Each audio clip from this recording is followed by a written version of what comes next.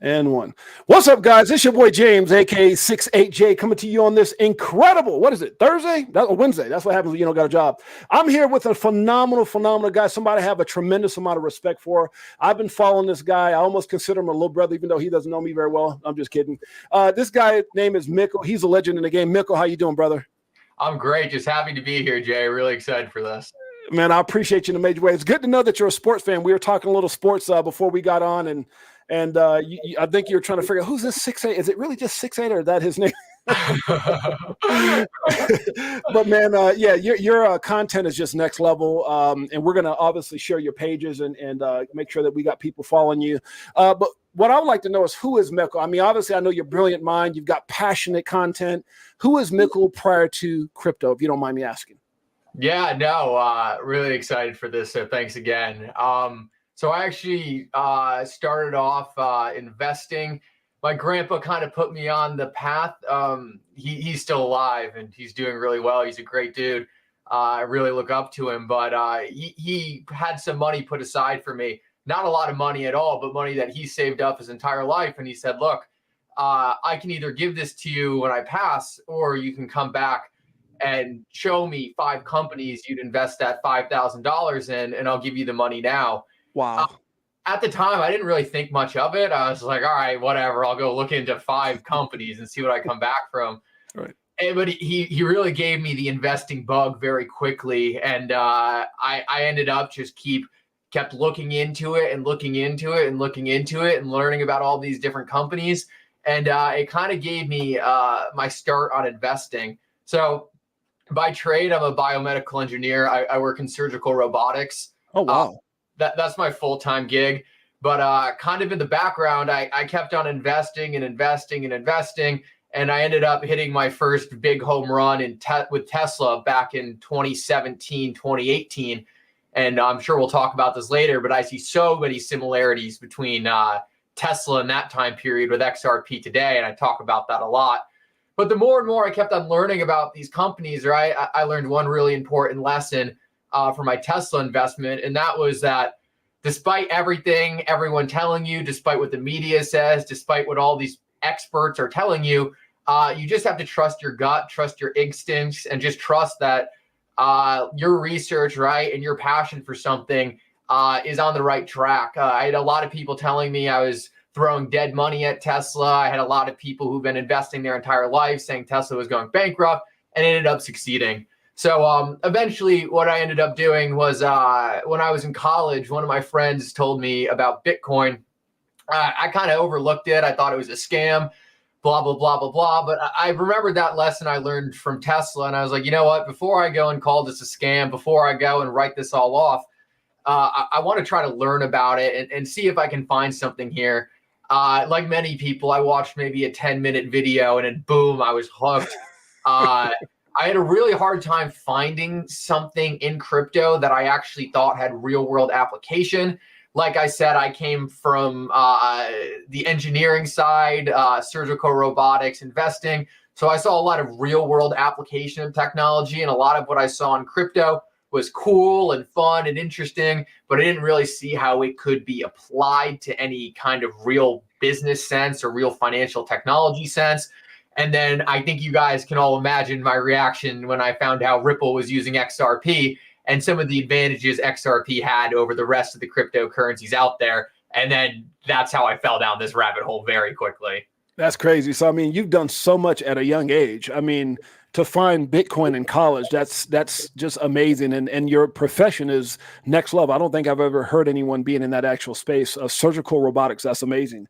So, you know, a friend tells you about Bitcoin, you're looking at this funny money. Okay, what's going on? And so what made you look at XRP? Were you just kind of going through coins, trying to find the right one? I mean, what attracted you to XRP specifically? This is a good story. Actually, I was fully, I wouldn't say I was a Bitcoin maxi, but some of the people I followed in the early days were all big Bitcoiners, because those are the big influencers, right? Those are the people you hear from. Right. So I was kind of under the impression of like, oh, there's this thing XRP, but I shouldn't look at that. I shouldn't look at that. And, you know, I just didn't look at it.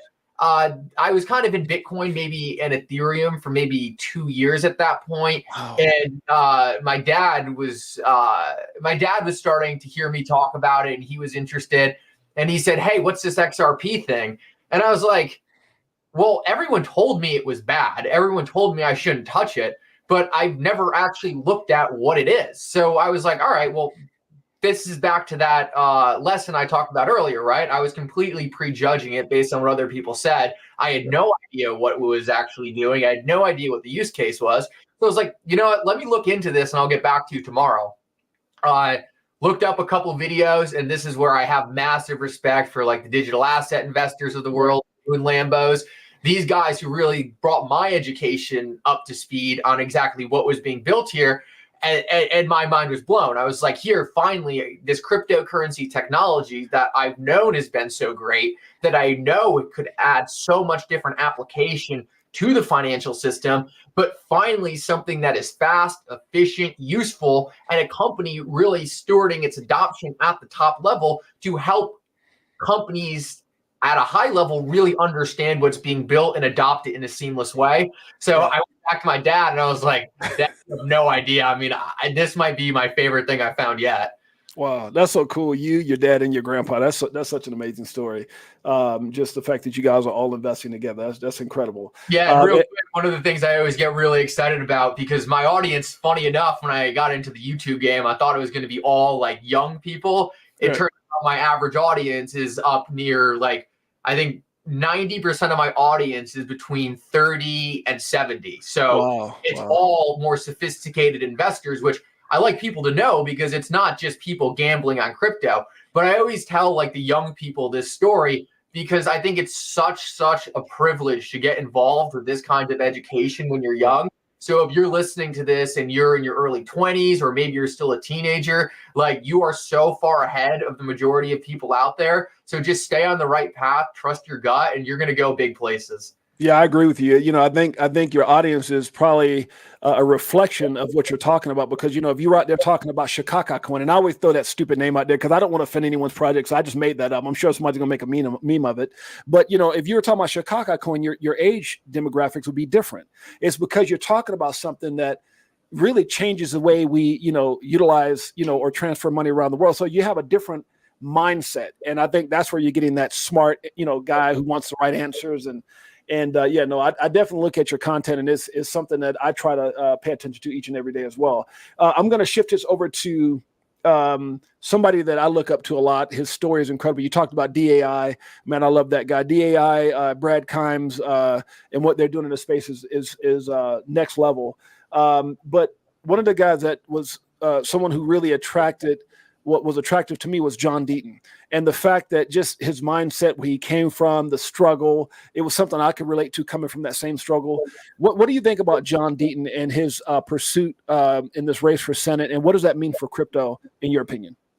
If you told me that any other person almost in the world besides like a major celebrity was running against Elizabeth Warren, I would say they don't have a chance. But John Deaton is a pit bull, and this dude, it is the craziest worker I have ever seen in my life. He is the definition of like setting your mind to something and just getting something done. It's absolutely incredible, the things John Deaton has accomplished from where he came from. I remember when I first started following John Deaton, he had like 6,000 followers, and this dude just worked and worked and worked. People told him he was never going to get into the Ripple SEC case. He got into it, and not even got into the case, but he was the whole reason why Judge Torres actually issued a declaration that XRP itself wasn't a security. Wow. People who were advocates of the cryptocurrency industry were literally mocking him, saying that he was never going to make a difference, and he might have had one of the most profound impacts on cryptocurrency legislation we have seen yet. So I cannot praise John Deaton enough. If there's one thing I've learned from John Deaton, is you don't have to have any kind of special skill. You don't have to have any kind of upbringing, or you don't have to be pre-positioned in anywhere in the world. If you just work and put your minds to something, you can get anything done. And look, like I said earlier, if anyone can take on Elizabeth Warren, it is John Deaton, and he is going to work his way to the top, no matter if he's given the money, if he doesn't get the money, he's going to work for it. And I couldn't think of a better senator from Massachusetts than John Deaton. Yeah, well said, brother. Well said. I couldn't say it better myself. Let's go into something that I know this is an easy answer. I'm probably going to get an A+ even asking this question. But is Ripple, in your opinion, out of all the things you've researched, and you come across as a guy that if I want the right answer, I need to call Mickle. You're always going to give me the right answer. So I'm going to ask this on behalf of myself and everybody viewing. Is Ripple, in your opinion, a solid company? Oh, and why? Ripple is my favorite company out there. I have to say, XRP makes Ripple my favorite company out there. I am a bit of an OG Tesla fanboy, but look, if you're being compared to the likes of Tesla, right, you're not in bad company. XRP puts Ripple over the top. And I think one day, maybe in 5 to 10 years from now, we're going to be looking at Brad Garlinghouse's one of the top CEOs in the entire world, right next to the Elon Musks. And I think David Schwartz will be kind of mentioned in that same breath of technology officer as kind of what Elon has done. I just think this is an all-star company with an all-star team who continues to surround themselves with professionals in the space that can really make game-changing advancements for the entire cryptocurrency industry. So I've been blown away by Ripple, the company. And I just think they're executing at a very, very high level. Right. Let me ask you this, since we're on that subject. Why don't more people see what you and I see? I mean, and the only thing that I could determine, Mickle, is that they just either they're not business smart, they don't get it. But during the time where the market crashed from 68,000 down to 15,000 and some change, everyone was running. Banks were closing down. CEOs were quitting. Companies were moving out of the country. Massive layoffs. Ripple kept expanding, growing, acquiring, hiring some of the most prolific people around the world. I mean, why aren't other people seeing what we see, Mickle? I'm a little confused. Well, I think at the end of the day, it comes down to who's really in crypto. And we talked about this earlier. There are very sophisticated, very smart people in this industry who don't spend their time on social media and really just keep to themselves. And I think that's a lot of the people who are invested in XRP from a top level and Ripple, the company. The other thing you need to understand is Ripple doesn't build retail facing products, and Ripple's not out on social media doing advertisements on X. They're not pumping an infinite yield DeFi exchange. They're not pumping the next ICO on the XRP ledger. And because of that, you lose a lot of the hype and momentum that makes up a large portion of what dominates cryptocurrency retail volume today. Right. I think what we're seeing right now in the crypto market is very similar to what happened in the dot-com bubble, where you saw things like pets.com running really fast and really hard based on a lot of hype and speculation, but it doesn't mean that that was necessarily the long-term winner. In fact, it was actually a big loser. The companies that actually succeeded and came out of the dot-com bubble and benefited the most, and the investors that benefited the most, were the people who were focusing on building real-world applications using the technology that could really help advance society. And you see the same exact thing with Ripple. And right now, XRP is kind of punished, and Ripple, the company, is punished in the short term for not promoting a lot of this hypey, unsustainable stuff. But I think over the long term, it's the winning strategy. So I think it just is a different investor base, people focused on different things. And I think that's a big reason why a lot of people who seem to be in crypto and that we see on a daily basis don't talk about Ripple and XRP, but maybe the more sophisticated investor group is more focused on what's being built here. Yeah, no, I agree with you, brother. You know, it's funny, and I'm not going to mention a project, but I always say you got to pick a S. You either want sexy, which I remember the CEO that was all over X not too long ago. He had Gucci bags and he was in clubs and he had these pimped out cars. And I was like, you either want a sexy CEO or a sound CEO. And with Ripple, we have a sound CEO. Would you agree with that statement?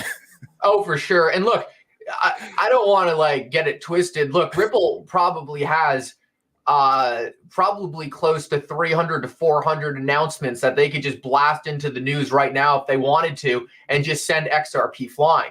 That's just not what they're focused on. And that's always been clear since the start. Ripple is working with institutions that don't want this information leaked to the public. So that should tell you all you need to know about what Ripple is focused on. They're focused on the long term. They're focused on the long tail. If it was all about getting a pump in the price, they could make that happen tomorrow. That's not their initiative. That's not their focus. They understand building long-term utility is what's going to win here. And that is what I love to see in a company, someone who's not focused on pumping a token for the short term, someone who's focused on building real world utility that's going to carry out for generations and decades. Yeah, no, I agree with you. You know, I had Sean McBride on, who was former Google, former Amazon, and former Ripple. He said some things yesterday, and as he was saying them, all he could do is just stop and smirk. And I said, man, every time you smirk, that's going to become a meme, because we know there's something there. Like, it was like he was giving us little nuggets without giving us all the nuggets. I was like, oh my gosh, man, this is that was.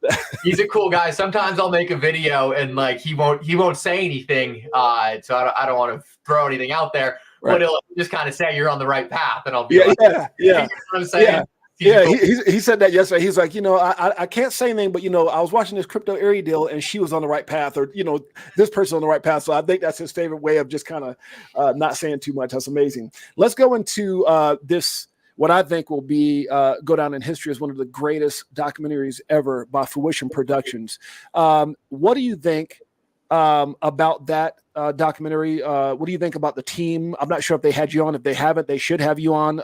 But they're actually going to be coming out here to Vegas filming and stuff like that. So, which is where I'm at now. But, you know, how important of what they're doing, what do you think that means to the industry as far as XRP Unleashed and this whole ETHGate ordeal? I think it's absolutely huge, and I'm not in the documentary yet. I'm hoping to sneak my way in it at XRP Vegas. I was in a space with the I don't know what you want to call it, the guy who's essentially behind it. I think his name is Chris. And Maya.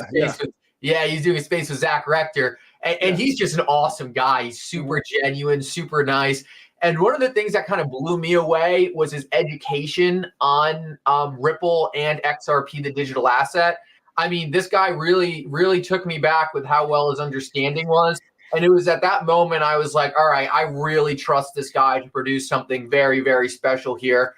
At first, when I first saw it, I was very, very excited for it. But I was like, all right, well, I just don't really know the team behind it. I don't know these people. So I'm going to be a little more reserved and wait until I see more trailers before I pass my judgment on it. But after talking to him for 5 minutes, I was like, okay, this guy knows what he's talking about. He has the right focus, and he's looking to promote this for the right reasons. And I think the right reasons are what we're seeing right now is essentially making sure that the world knows what happened with ETHGate, what happened with essentially the government infringing on what they're allowed to do and trying to take unilateral control over essentially deciding what we should be deciding in our own personal lives, and then essentially just promoting the cryptocurrency industry. Look, there's certain parts of crypto, let's face it, they're not that interesting. They're boring, they're highly technical, and they're hard to understand. I see him telling a great story, something that people who aren't even interested in crypto are going to get hooked in, and maybe that's their path. I talked earlier, right, when I first learned about cryptocurrency, I didn't have my mind open to it. I didn't want to learn about it, but it was my friends in college kind of flashing in front of me, getting my attention, that finally made me take the step to watch a video. And I went into that video skeptical, but once I watched the video and was open to actually learning, that's what changed my perspective. So I really do believe this documentary is going to be a great onboarding vehicle to teach more people about the cryptocurrency industry. And if they start with XRP, love it. So I think it's great. Yeah, they're going to be out here in Vegas. No, everything you said is on point. And I got a couple little secrets for you as far as where they're going to be, because they were supposed to be at my house Friday night from 7 to 9. They were going to come out here and film, and we're going to have certain people that were flying in, like Edo Farina, some other people like Echo were going to be here, which they've already filmed Echo. And then what happened is a couple of my friends like, I don't know if you should have people at your house you don't know. So we decided to combine it with this other event. So I can tell you exactly where they're going to be at Friday evening. And I think they're looking to do some interviews at that event. So if you show up, I'll let you know offline where they're going to be at for sure. Oh, awesome. Sounds great. Yeah. Chris and Maya. They said they wanted to get me in, but I'm on the other side of the United States. So I was like, all right, this is the perfect opportunity for me to sneak my way in. Yeah, they're awesome. And I talk to them at least once a week, and his wife comes on my weekly show, which is Ladies Night. So definitely awesome individuals. The next thing I want to ask you is the SEC. And I want you to kind of play around with this a little bit as far as, why you think they're doing this. Why are they now, Mickle, after all the meetings that they sat in front of these news stations, they sat down in front of these congressional hearings. Gary Gensler just played dumb; he wouldn't say anything. But all of a sudden, now he wants to call ETH a security. So my question to you is, why now? Why now? That's a really hard question, and I can't say I have anything right that I think is really definitive. In my eyes, the best explanation is it's just a regulatory turf battle between the SEC and CFTC. I think the CFTC has a goal of regulating this industry in a proactive way to make sure that this industry can flourish in the United States. What I've seen from the CFTC is that, look, they're looking to get rid of bad actors and they're looking to clean stuff up, but they also want to make sure, right, that people can actually comply and push forward business models that are going to make the world a better place. Yeah. What I see from the SEC is they want to take control to make everything illegal in the United States. My only speculative guess would be to protect the incumbents, to protect the previous banking institutions that control most of the rails. If you take a look at who the SEC's gone after so far, they've gone after Ripple, which is cross-border remittances, payments, massive banking business. Then you look at Coinbase, an exchange, right? Another business that is dominated by the traditional financial companies. Today, they went after Uniswap for the first time, decentralized exchange, more business away from the traditional firms.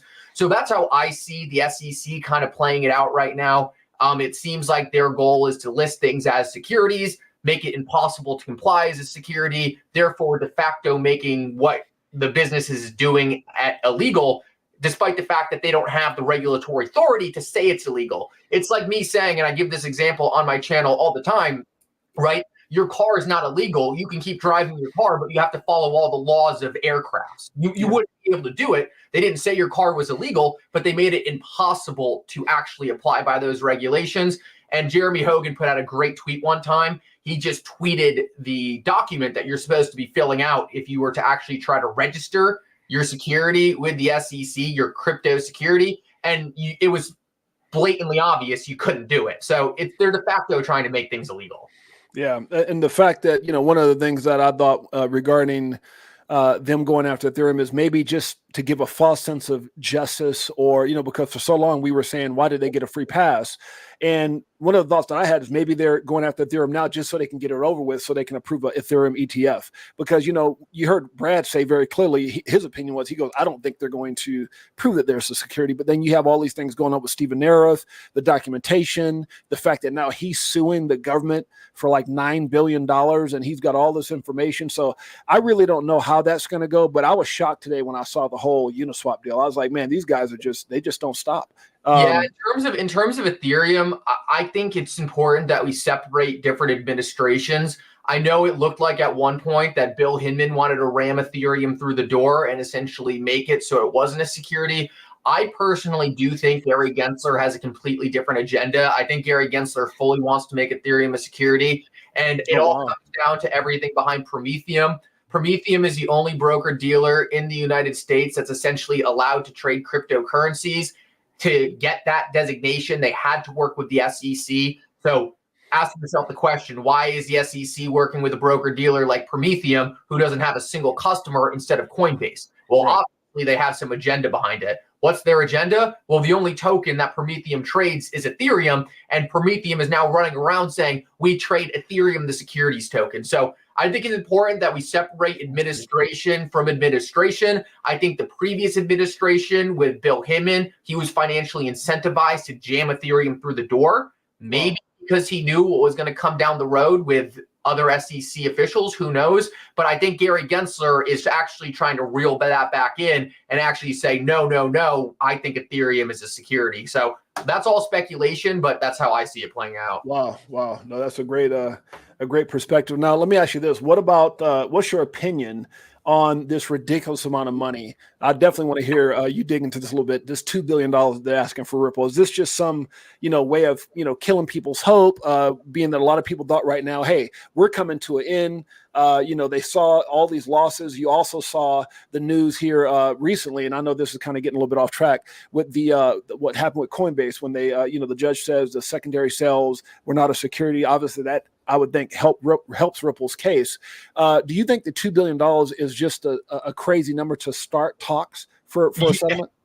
So I'll break this down real quick because I've answered this question so many times, as you could probably imagine. I got a good little speech for it. So the SEC, right, in their claim against Ripple, claimed Ripple sold unregistered securities. Now, it was never determined that XRP was an unregistered security. In fact, it was clearly stated XRP is not a security. But the actual transaction in which Ripple sold some institutions XRP, that specific transaction was deemed a securities transaction, despite the fact that the XRP itself wasn't. So it was just a contract of Ripple moving this XRP to the institutions.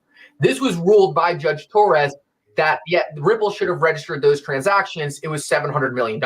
Okay. The SEC got to $2 billion from there. That's the SEC for you. They jacked up that as high as they could possibly get it. And I'm not going to get into the technicals, right? They have some logic behind it. It's not worth talking about. It's ridiculous that they would come out with that. Now, the SEC is facing some massive, massive, massive issues on this front. And there's two key ones. Okay. One, a Second Circuit case just came down saying that the SEC needs to prove damages on the essentially transactions. That means that if you were an institutional investor that bought XRP from Ripple, that $700 million that Judge Torres deemed securities transactions, the SEC needs to prove that those institutions suffered a loss or suffered some kind of harm. Now, what's so funny about this is if you take a look at where XRP is trading today, in the past 10 years, there's only been about 6 to 12 months in which XRP has actually been higher than it has been today. So to find an institution that is actually at a loss on XRP is almost impossible. Right. And it's actually so impossible that the SEC didn't allege or didn't actually put a single person in the complaint that actually was harmed by the XRP sales. So the SEC has to prove that of those $700 million, they need to prove which institutions lost money. But what the SEC forgot to put in the case was a single institution that lost any money. Now, if you thought that was bad enough and you thought, okay, well, how is the SEC going to get any of that $700 million?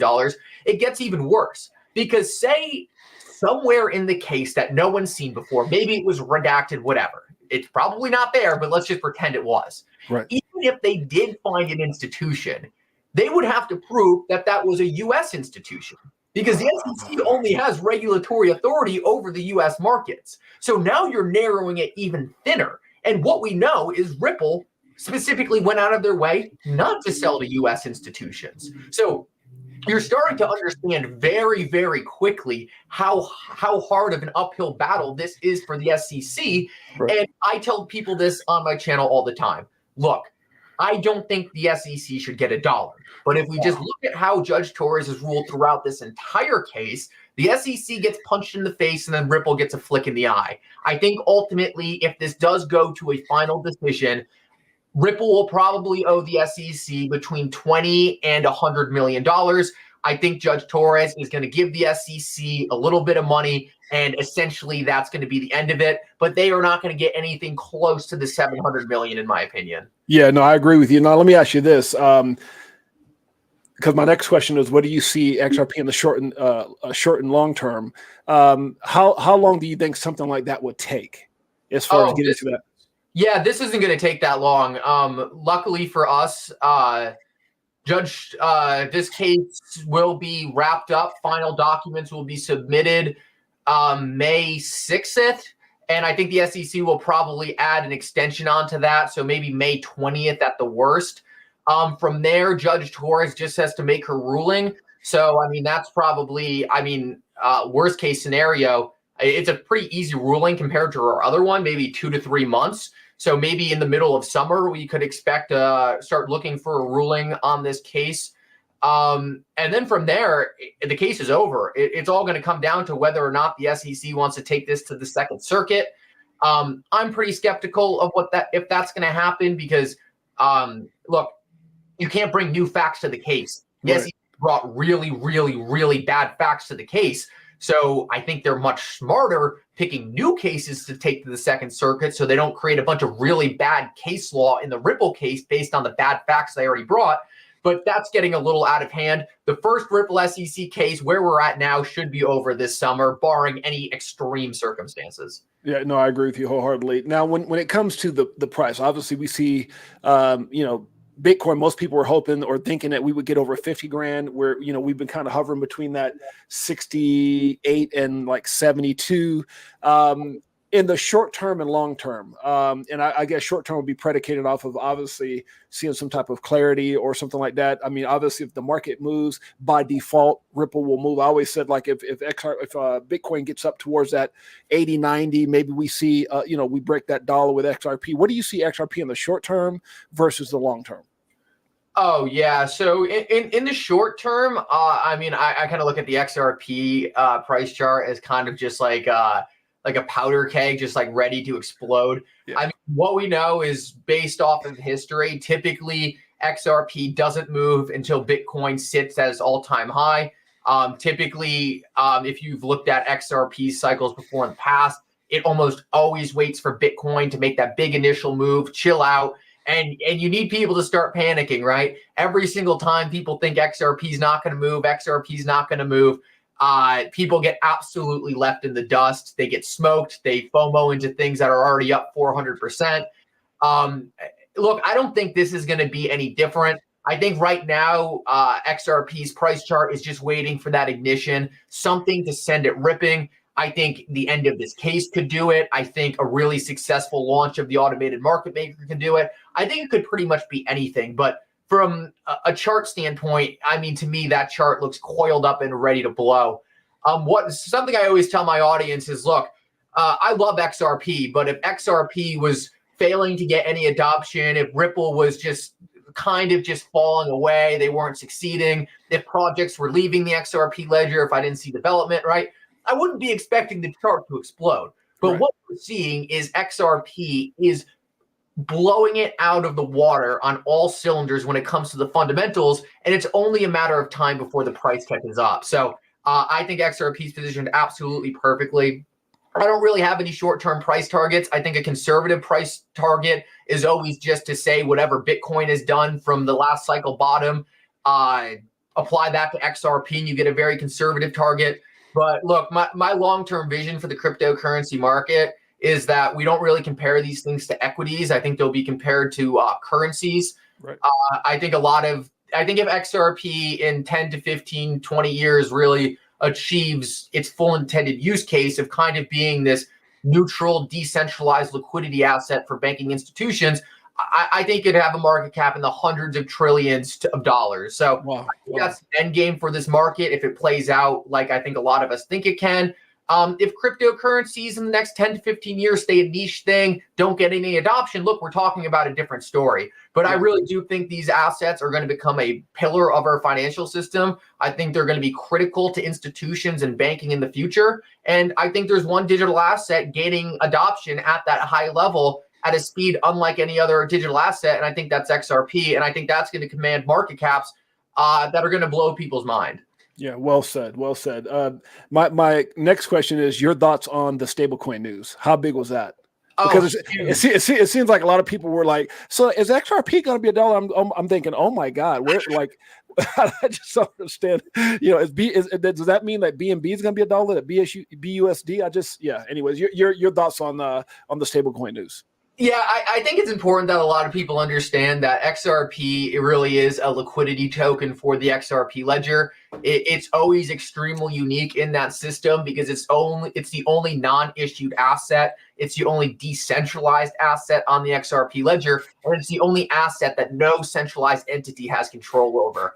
XRP is also always going to be the most liquid pair to everything else on the XRP ledger. So XRP is extremely unique and extremely important in the entire system.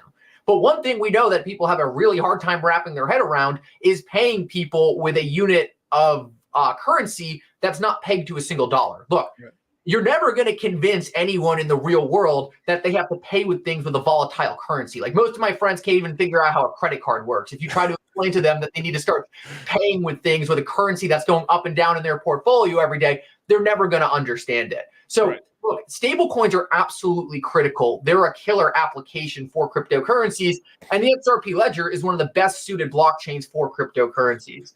My prediction is that in the next five years, we're going to see a lot of jurisdictions creating stablecoin bills. I believe a lot of these jurisdictions are going to purposely make it so Tether can't comply with these stablecoin bills. If this happens, there is going to be a massive market demand for a premium, fast, efficient stablecoin issued by someone trusted. I do not believe there is a more trusted company in crypto other than Ripple. You talked about it earlier. When everyone else was going bankrupt last year, Ripple was buying their businesses. Ripple was hiring their employees. This is a company run by professionals. And I think when Tether eventually kind of gets ushered out of the regulated jurisdictions, Ripple is going to walk in and absorb a lot of that. So I think it's massive news, and I think it's a great business model. Guys, you guys can see why Mickle was someone I had to get on the show. This thing that I was telling Mickle backstage before we got on is that I'm really going after some of the most brilliant minds in this space, and Mickle's one of those guys. I want you guys to do me a huge favor. Go over to Mickle's X page, and it's actually at XRP Mickle. Make sure you guys follow him there. Also, if you guys want to keep up with his incredible content, I watch it each and every day that he actually goes live.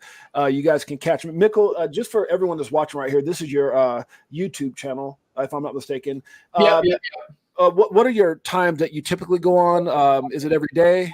I normally try to do every weekday at around 12 Eastern. And let me just say, if you're tuning in from following me, right, and you're not following Jay, make sure to go do that. I retweeted this stream on my X feed, so make sure to go check that out. Yeah, no, I go live every day at 12 Eastern. And, you know, I'm sure you've seen it on YouTube. The comment sections on YouTube are just horrendous. So I just tried to make a way that I could engage more with my followers, answer questions, talk with people. And I fell in love with it. It's so much fun going live.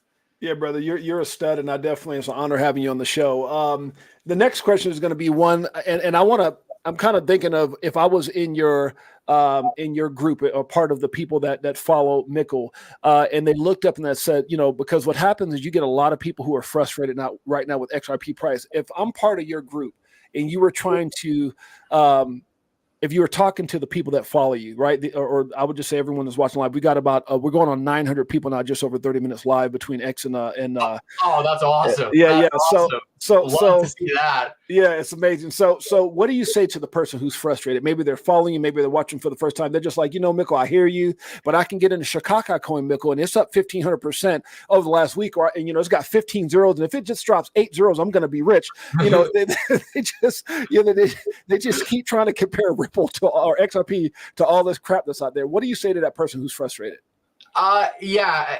I will say one of my favorite parts about really building out a lot of what I do in social media is the fact that I built out in a bear market. And one of my favorite parts about it is like, it's not people, most of the people who I believe follow me, and I say this all the time on my live streams. I mean, these people are just so intelligent. They're so understanding. This is one of the most optimistic, one of the most forward-looking, one of the most positive investor bases I have ever seen. It is people who 100% are committed to the long-term vision. It is people who completely understand what is being built here, understand the investment thesis. And I always laugh when people talk about like, oh, this is just a get-rich-quick thing. It is the complete opposite. These are people who have held for multiple years because they understand at such a high level what the vision is.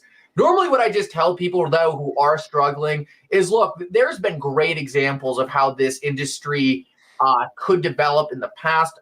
And I think the best example is the dot-com era. Look, go look at what the top performing stocks were during that 2000 dot-com bubble. Most of them never recovered.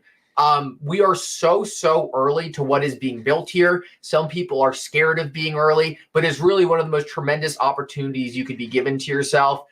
Chasing what is pumping is not the way to win. It's investing into utility, investing into assets that are going to be long-term sustainable, building real-world utility that's going to remain adopted for long periods of time. And look, that's what we see Ripple executing on a daily basis. I try to say this, look, I'm not a charts guy. I'm not invested in XRP because I see some magical formation that I think is going to send it to the roof, right? That's not how my brain works. Right. What I see is a company that is banging on all cylinders, a digital asset that, in my opinion, is severely undervalued for how much adoption it's getting. And I predict that when the rest of the market catches up to some of the smarter people in this community, they're going to be buying this asset at much higher prices. So look, everyone's got to do what's best for themselves. I understand, right, that investing in this asset can be very difficult, but look at all the best investors in the entire world. There's no traders. None of the richest people in the entire world got rich from trading. They're all long-term investors. And my real goal one day with XRP is to be that guy who bought Apple at 30 cents, to be that guy who bought Amazon at 30 cents, right? No one was trading and flipping Amazon and getting in on this other tech stock and moving back into Amazon. Most of the people who bought those companies couldn't even tell you what their cost basis was. That's the best way to build long-term sustainable wealth. And I don't think trying to invent your own way in that aspect is the right approach. Yeah, no, I agree with you. I did this video. Sometimes I get a little animated when I explain things. I want to kind of show this right here. I was on with my buddy Edo, and I was talking about knowing what you hold and also following people, which is one of the reasons, Mickle, I started my show is, I don't think enough influencers take accountability. Obviously, you have people like yourself that are brilliant. Obviously, you get a certain type of demographic for a reason because of your content and who you are. But, I always tell people, you got to be careful about who you listen to in this space. So this is something I had a little fun with Edo as I was talking about, know what you hold and watch who you're following. So when I sit up here and I get frustrated about people who don't get, and they think it's a joke with Joe Katz and Brad Garlinghouse and Chris, all these guys are just crazy. Really? Satoshi was crazy too? Was everybody crazy when you could get Bitcoin a Bitcoin for 50 cents or less than a penny? I mean, last time I checked, it's 77,000 now. Is it still a joke? I don't care what people think about it. Is it a joke? So regardless of your mindset, history is going to repeat itself with something that's even greater than Bitcoin. XRP, they're not even on the same page. The reason you think Bitcoin is greater than XRP is because of the damn price, not because of what it actually does. If you think that, you're crazy, right? So people who were working at McDonald's last year, and all of a sudden they're a big time YouTuber, and they're telling you, "I'm a genius because I understand Bitcoin and crypto." Wait a minute, really? Do you understand business? Are you a shiller? Are you taking responsibility for the things that you say? See, people who understand business follow successful people, right? We all get it. And so I think that's really the narrative that people have to understand. If you're in this long term, know what you hold. People say it all the time, know what you hold. And I think that's what it really comes down to, Edo. So that's kind of what you were saying. That's why you have the type of people that follow you. They're on a different level. They're on a different level. I think you were spot on there. And I think one of the hard parts for people is for people who maybe this is their first investment. Maybe they haven't done it before. Jay, I know you were telling me kind of about your career before this. And I told, I think the audience when we were live about my investment in Tesla. Look, once you start kind of building your first kind of successful enterprise, once you make your first successful investment, you understand that this stuff is possible, right? It's very achievable. And look, I think a lot of people have a really hard time thinking that they could invest in something like Bitcoin. They could invest in something like Amazon. They could invest in something like Apple.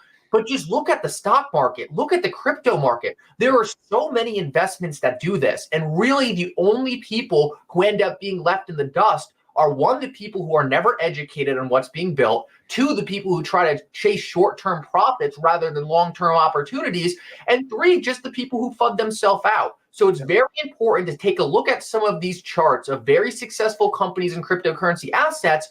Take a look at what the news cycle was in those early days, what the price was doing, and understand that it could have very well have been you in those early days understanding this asset, and understand it wasn't easy for those people. Those people didn't know Bitcoin was going to 50,000. Those people buying Apple at $1 didn't know it was going to be trading at 500 one day.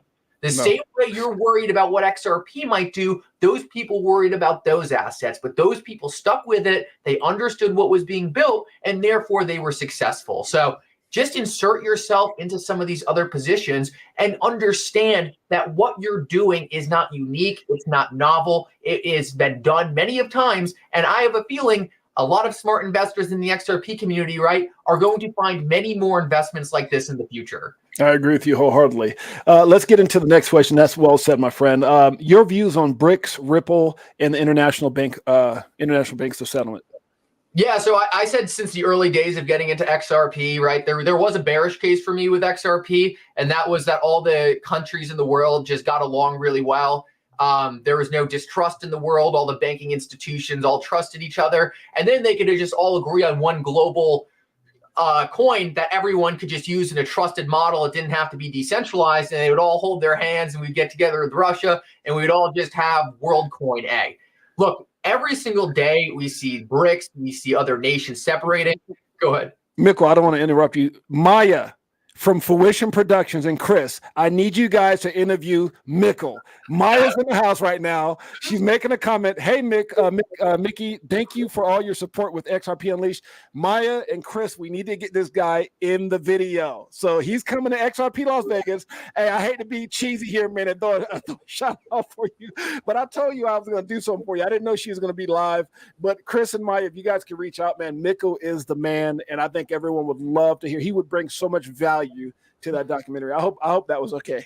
Thank you so much, Jay, and absolutely love what you guys are doing. Like I said, this is what I always tell people, right? I'm supporting this project like as much as I can. I'm not even interested in it. I mean, I'm not even in it. I just think what they're doing is phenomenal, and that's why I'm behind it. Look, I'll always speak my truth, right? I'm not held back by anything. I'll always put my opinions out there, and I think what you guys are doing is absolutely incredible. So it has nothing to do, right, with me already being in the film or wanting to be in the film. What I saw was something outstanding, and I was going to get behind it because I thought it was outstanding.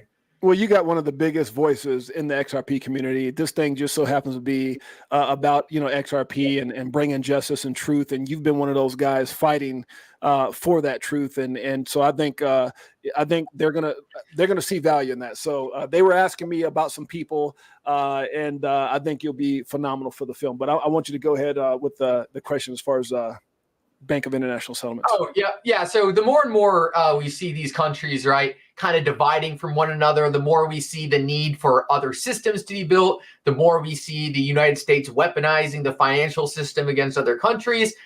You need a decentralized liquidity asset to connect everything together. Look, we are going into a world where trust is being degraded. We are going into a world where trust is eroding. We are going into a world where independent nations don't trust each other. Governments don't trust each other. Businesses don't trust each other. It makes decentralized neutral assets that require more trust all the more important. I don't know who the next big country is that's going to adopt XRP, but that's the best part about my thesis. I don't know. I don't need to know who it's going to be. All I need to know is that the more and more division and the more and more separate systems we see popping up all around the world that require trust, the more we are going to need a decentralized asset that doesn't require trust. And if that could be implemented into our financial system at a top level, you are looking at maybe one of the most important financial assets that's ever existed. I agree with you. And Maya just responded and said, I'll put it up on screen here. Please add her, Mickle, on X, so that way you guys can possibly discuss you being on that doggone documentary. Okay, awesome. Thank you, Jay. And thank you, Maya. Thank you guys so much. You're welcome, brother. You're welcome. So yeah, the next question would be CBDCs, brother, good or bad? Your opinion? Oh, okay. So this is a little bit of a nuanced take. I think people get overly emotional about the CBDC. I think the conversation goes in the wrong place. I think CBDCs, like in China, are very bad. Like, trust me, I don't believe in government control of your money, and I don't believe the government should have that control. But one of the things I worry about is people focus so much on trying to push back against CBDCs, pretending like they're never going to happen, that they disregard the fact that just everything's going digital. We're likely going to see some form of a digital currency, regardless of how scary it is. So I personally always advocate, hey, rather than hyper-focusing on kind of pushing away the innovation, how do we foster this innovation in a productive way? Look, you can build a CBDC that is more private than cash. You can build a CBDC that gives you advantages over the current financial system. Do I trust government to do that? Not necessarily. But I think the government's going to do whatever they want regardless. So my main focus on is, hey, if there really is going to be a CBDC in the future, which I am fully convinced every country in the next 15 to 20 years is going to have one, how do we make sure that we're implementing rules and what do you want to say, values that are important to us, rather than constantly just pretending like this thing isn't going to happen? So I'm kind of taking the approach that it's kind of too late. We are going to have a CBDC, and I just think we should be fighting to educate people in Congress and people who are creating these things how to do it in an appropriate manner. And I'll just finish this whole thing off with saying, look, I know a lot of people hate people in politics. I know a lot of people don't trust them. I completely understand, but they don't want to be controlled by the next administration any more than we want to be controlled by any administration. So I do think there is an appetite to make sure that if this does happen, it gets done right. And I think the more we can push proactive ideas on how to do it right, the better we're all going to be. No, I agree with you wholeheartedly, and we're about to wrap this up. We're about 9 minutes before we get up out of here. We have almost 1,100 people now watching between X and YouTube. I'm going to ask you guys to do me a huge personal favor. I'm going to get a couple little shots out here to our Crypto4Life page. You guys, make sure you go over, hit the like and subscribe and notification bell so you guys don't miss any of these incredible interviews, guys. We've been having some phenomenal people on the show. I'm super excited, and I've got to give myself a little bit of a plug, if you guys don't mind, and that plug is going to be because today is one of the greatest moments of my life. This is my 14th year anniversary with my beautiful wife, Jeanette. And so I'm so happy to be able to have Mickle on my 14th, doing this show. My wife is actually watching live, guys. She's my best friend. She's my motivation. She's everything. So I'm looking forward to getting out of here in about 8 minutes and going out and hanging out with her. So a happy anniversary to my beautiful queen, Jeanette. Congratulations. That's absolutely awesome. Thank you, brother. And so with that, I'm going to ask you to your final thoughts on anything that you want to cover, anything you want to talk about as we get out of here. Yeah, I guess, I don't know. Like this is kind of a very unique opportunity, I think, in the investing world. I think you have a lot of people all over crypto who come from different perspectives, come from different places. Some people are tech oriented. Some people are investment focused. The internet has been one of the most disruptive tools, I think, of the entire world that we've ever seen. We've seen it disrupt communications through texting, through emails. We've seen it disrupt transportation through Uber. We've seen it disrupt housing through Airbnb. We've seen it disrupt all these different facets of our world, but we really haven't seen any real disruption in the financial system. I think this is one of the few opportunities we kind of have in the world to really start investing and profiting from one of the most major disruptions our financial system is going to see for a very, very long time. I think a lot of people kind of forget what cryptocurrencies are at their core. They're a financial tool. They're a way to move money from point A to point B in a trustless manner. I think a lot of times we dress up a lot of things on top of it, but that's one of my favorite things about Ripple. They're really hitting at the core of what cryptocurrencies are looking to solve, moving value from point A to point B in a fast and efficient manner without having to rely on any trusted counterparty. So look, I just tell people all the time, a lot of people, I think, feel like, I can't believe I'm early. This takes so long. It's so scary doing a lot of this stuff.